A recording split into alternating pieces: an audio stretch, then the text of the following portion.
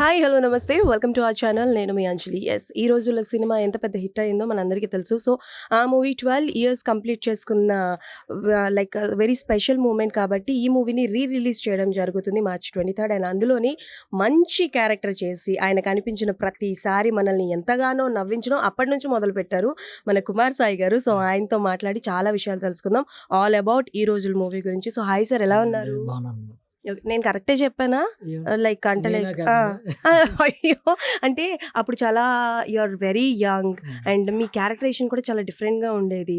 So అంటే like ఎలా వచ్చింది అవకాశం ఈ రోజుల్లో మూవీకి? అండ్ మారుతి గారు అప్పుడు ఎలా ఉండేవారు? ఇప్పుడు ఎంగే కొంచెం క్యారెక్టర్ గురించి అట్లా చేశారు. సో యా అండి, ఇది సినిమా స్పెషల్. అసలు నేను ఊహించలేదు, ఎవరు అట్లా ఊహించకుండా వచ్చింది. నేను టెక్నీషియన్గా ఉండేవాడు అనమాట, అసిస్టెంట్ డైరెక్టర్ అట్లా. సో మారుతి గారితో నాకు ఏదో ఒక ప్రాజెక్ట్ చేయడానికి అట్లా వెళ్తే ఆయన ఆ టైంలో ఉన్న బడ్జెట్ వాళ్ళ దగ్గర డబ్బులు లేకపోవడం వల్ల నాకు ప్లస్ అయింది.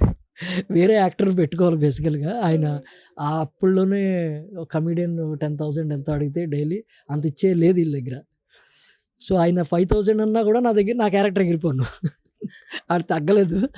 సో నాకు మారుతి గారు కొంచెం నేను యాక్టివ్గా ఉండేవాడు కదా డైలాగ్స్, ఎందుకంటే ఆయన బిలీవ్ చేశారు. నాకు తెలీదు ఇంత ఏమవుద్దని, బట్ నేను కథ సైడు టెక్నీషియన్గా అట్లా ఈ సినిమా అంతటికి అలా ఉండేవాడు. కానీ క్యారెక్టర్ ఎంత పెద్ద పేరు వస్తుందని నేను ఊహించలేదు, భయపడ్డాను అట్లా. కానీ సో ఏడీగా చేశాను అని అన్నారు కదా ఫర్ దిస్ మూవీ. ఇదే ఇందులోనే ఆ పక్కన నేనే డైలాగ్ చెప్పాలా మిగతా వాళ్ళకి, మళ్ళీ చాలా డ్రెస్సులు నేనే చూసుకోవాలి, రాసుకోవాలి, నా యాక్టింగ్ నేను చూసుకోవాలి. పగోడి కూడా ఇలాంటి కష్టాలు రాకూడదు అయ్యా ఫస్ట్ సినిమాకి. అయ్యలేదు, ఎంజాయ్ చేశాను కాబట్టి చేయగలిగాను. కష్టపడితే ఇది చేయలేమండి, అంటే అది మాత్రం ఐఎమ్ సో హ్యాపీ. అప్పుడు కూడా మారుతి గారు కానీ మేము కానీ ఎంజాయ్ చేసాం.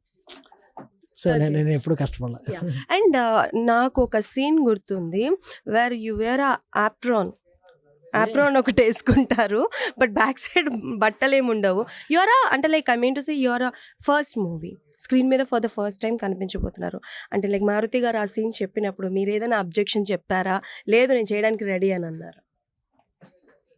ప్రతి సీన్ అబ్జెక్షన్ చెప్పాను నేను. అంటే ఎట్లా అంటే మారుతి గారికి మంచి కామెడీ టైమింగ్ ఉంటుందండి. సో మీకు అది ఎందుకు నచ్చింది? అయ్యో నాకు నచ్చింది అని అనట్లేదు, ఒక ఆర్టిస్ట్ ఫస్ట్ మూవీలోని ఆ అటెంప్ట్ చేయడం అనేది అనగద్దు, ఉన్నాయి చాలా ఉన్నాయి. మీరు మరీ అట్లా అంటే కంగారు పడే అట్లా కాదు. అంటే నాకేమని చెప్పారంటే, నువ్వు ఫస్ట్ షార్ట్ ఇట్లా ఉంటుంది కదా, ఇట్లా ఉంటుంది జస్ట్ ఇట్లా చూపించడం అని అన్నారు కాబట్టి ఇక్కడ వరకు ఓకే కదా అని ఏదో అనుకున్నా. తర్వాత ఎడిటింగ్లో నాకు తర్వాత వెనక ఇంకో కెమెరా పెట్టి తీసారనే విషయం నాకు తెలీదు, వెనక ఒక రివీల్ ఉందని నాకు తెలీదు ఆ విషయం.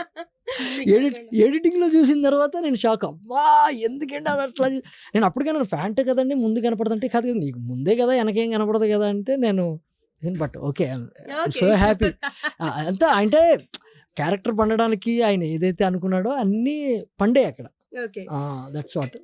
సో ఈ రోజుల్లో మూవీ తర్వాత మళ్ళీ మారుతి గారితో కాంబినేషన్లో చేశారా మూవీస్ ఏమైనా? అదే ఇయర్ బస్ స్టాప్ కూడా సూపర్ హిట్ కదండి. బస్ స్టాప్ లో కూడా నాకు మంచి క్యారెక్టర్ ఇచ్చారు. సో అంటే చాలా సినిమాలు చేశాను, లవర్స్ వరకు ఆయన సినిమాలు, రొమాన్స్ అండ్ బ్యానర్ లో కానీ చేశాను. కానీ మధ్యలో నేను కొంచెం అంటూ డైరెక్షన్ చేయాలని అట్లా అని దాని మీద ఎక్కువ ఇంట్రెస్ట్ ఉండడంతో అలా చేశాను. బట్ మొన్న ఈ 12 సంవత్సరాల్లో ఏం చేశాను నేను వెనక్కి తిరిగి చూస్తే IMDbలో ఒక 50 సినిమాలు ఉన్నాయి చాలు. So ya okay. సో అంటే లైక్ ఇప్పుడు మొత్తం గెటప్ లుక్ మొత్తం అంతా మార్చేశారు for your own production, your own direction మూవీనా ఆర్ సంథింగ్ డిఫరెంట్గా మాకు కనిపించబోతున్నారా? ఖచ్చితంగా అండి. 12 సంవత్సరాల తర్వాత కూడా మనం అట్లనే కనిపిస్తే వేస్ట్ కదా. అంటే నేను చాలా ట్రాన్స్ఫర్మేషన్ అవ్వాలి, ఇంకా ఇప్పుడున్న కాంటెంపరీ మూవీస్లో ఇంకొంచెం ఇంటెన్స్గా కనపడాలి అని. అప్పుడు అది ఇప్పుడు ఇంకొంచెం ఇది ఇట్లా నన్ను అర్థం చేసుకోవాలని కోరుకుంటున్నాను అనమాట నేను. సో రాజాసాబ్లో కూడా మీది క్యారెక్టర్ ఏదైనా ఉందా? ఏమైనా ఎనీథింగ్ యూ కెన్ సే? రాజాసాబ్లో క్యారెక్టర్గా చెప్తున్నారు మారుతి గారు. క్యారెక్టర్ కూడా తెలియదు కానీ నేను టెక్నీషియన్గా చేస్తున్నా సినిమా మారుతి గారితో పాటు. ఈ రోజుల్లో ఎలా చేశాను, లాంగ్ గ్యాప్ తర్వాత మళ్ళీ ఇప్పుడు రాజాసాబ్కి చేస్తున్నా. ఆయన చిన్న సినిమాకి ఆయన పెద్ద సినిమాకి పనిచేస్తాను.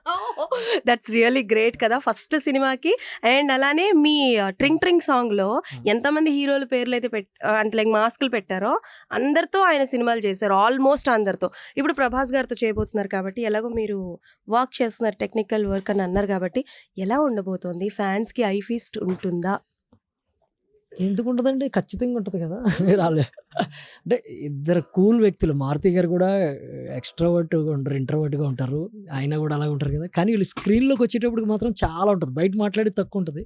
సో, వీళ్ళిద్దరు కూల్‌నెస్ కలిపితే ఒక పెద్ద హీటే జనరేట్ అవుతది. ఓకే.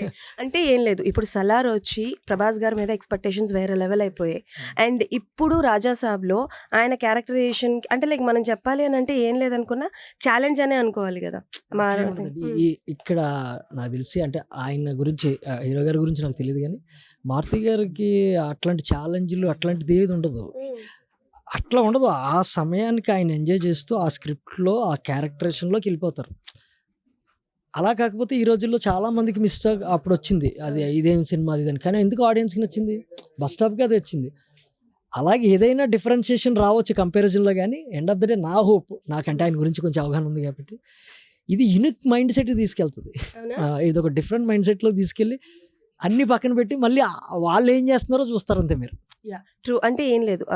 హై ప్రాజెక్ట్స్ చేసే ప్రభాస్ గారు 'రాజా సాబ్' అంటూ అంటే వెరీ కామన్, వెరీ నార్మల్‌గా రాబోతున్నారు. అది నార్మల్ సినిమా ఏంటండి బాబు! ఆ! చాలా ఎలా ఉండబోతుంది? భారీ బడ్జెట్ సినిమా అది. అది ఓకే. ఏమో చిన్న సినిమా కాదు. పాత్రలు చాలా నార్మల్, అది కూడా చెప్పకూడదు. పాత్రలు నార్మల్‌గా ఉంటాయేమో గానీ, ఆయన రేంజ్ తగ్గట్టే ఉంటది కదా! ఇప్పుడు నేను షూటింగ్ మీకు తెలుస్తుంది కదా! పెద్ద పెద్ద యాహ్! సెట్‌లు, సెటప్‌లు అమ్మ బాబోయ్! నేనంటుంది ఏంటంటే బ్రాండ్ ఒక మూవీ. హుందాతనంగా మనం చూసాం కదా ఇప్పటివరకు ప్రభాస్ గారిని. సో, జనాలేంటంటే కొంచెం డిఫరెంట్‌గా చూడాలనుకుంటున్నారు. అలాంటి డిఫరెన్స్ హుందాతనం అది కాకుండా పోదండి. క్యారెక్టర్. అది.